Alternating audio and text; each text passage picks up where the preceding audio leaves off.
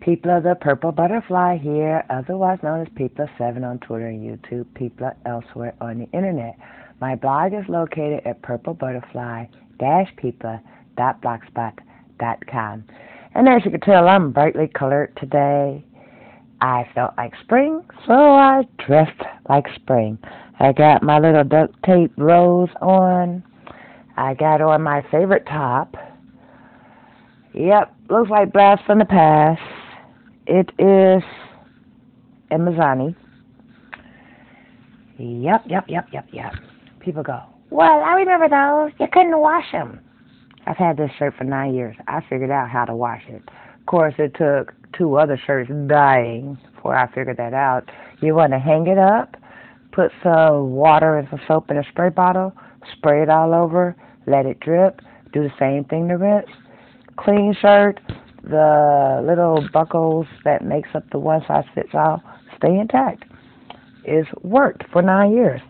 Also, I wanted to cover 2 other things. Someone sent me an inbox saying, how did I get the idea for the straps to go around the bag? The All About Zebra in the last video, take a look at it. From this purse. This was my purse back in the day. You will notice right at the end of the straps, there is a strap that's sewn into the bag for support. And frankly, if it wasn't for that strap sewn into it, the way I used to weigh that thing down, put everything on the planet in there, I believe the bottom of that purse would have felt clean out because I used to carry a lot of stuff. Then when my shoulders and my back started hurting, I figured out, hey, why don't you streamline that? Get something smaller.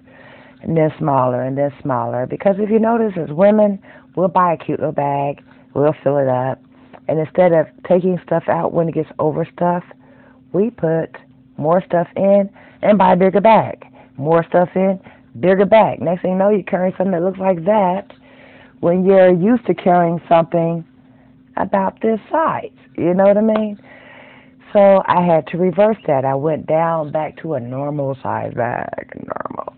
You know, basically, I don't want a bag that weighs more than 5 to 10 pounds fully stuffed.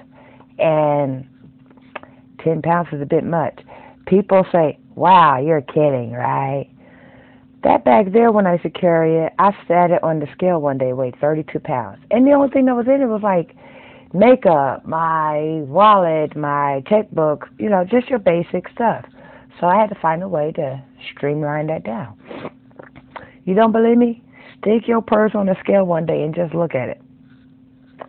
And then you'll decide from there. Also, I had bought one of these.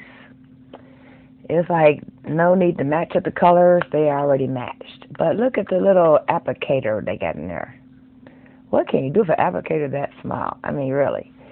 And because I'm not good with those little bitty applicators, I feel like I'm doing this. As you can tell, one eye is perfect. One eye is not. So when I dug out this purse, there were things left in there, like my brushes. Then I remembered why I have makeup brushes when I don't wear makeup very often. I use these for eyeshadow. Oh, and also, there was 2 brand new seals still on their tubes of mascara from Avon, back when I thought I was going to be an Avon representative and quickly changed my mind about that. That requires the patience of Job, and I was blessed with patience, but not that much of it. Alrighty then, I'm going to show you how to use these brushes. As soon as I get this thing open. I tell you what, this thing kills my fingernails. I'm going to put this up here where I can be seen. Or so my thought pattern says. Alrighty then, let's prop this up on something, shall we? Now.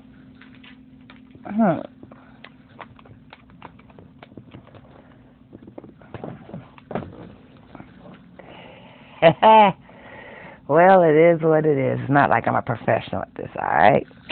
Anyway, also wanted to show you this. sister from church gave me this because it matches my zebra bag, which, as you could tell, is that cool or what? So, thank you, Miss Mary. Now, let's see if I could get the phone to stay still while I try to show you how I use these brushes. Yeah, there we go. Now, instead of this little applicator, which for me is very difficult to get out because of my fingernails, and then I'm doing like this, and that was very challenging. Okay, what I used to do, that's like, this is a blush brush, this is a liner brush, well, blender brush for eyeshadow. I have never actually used this for blush. In fact, if you look at my videos, you can tell it's very rare that I wear blush. I would have to actually dig around somewhere to find blush or use my lipstick. And since my lipstick is a paint, that would not work. Get yourself a paper towel and swirl your brush on it before you start. You never want old eyeshadow to mix in with new eyeshadow. And this is what I used to do. I used to take the main color, put it where you can see it, like that, and go over the entire lid, because it fits over the entire lid. That way I could get the color on and have some modicum of control, shall we say. And I also found out over the years or whatever that when you're putting on blended colors, even though they say put this one on the lid, put this one on the crease, put that one on the brow, if your eyes are like mine, you can't always tell where your crease is.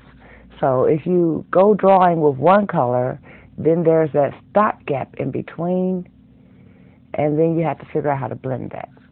I don't do that. I put all of the lid color all the way up, so that way when I add the complementary color,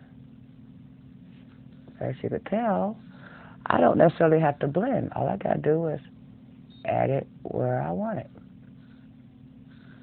So that way both eyes would end up being perfect. Oh, and also I found out about Almay. If you wet it, you get a whole different color effect. And the shadow will actually last longer. So now, because I did it that way, my eyeshadow is perfect. And of course I'm going to completely scrub off the brush on the paper towel and do my highlight.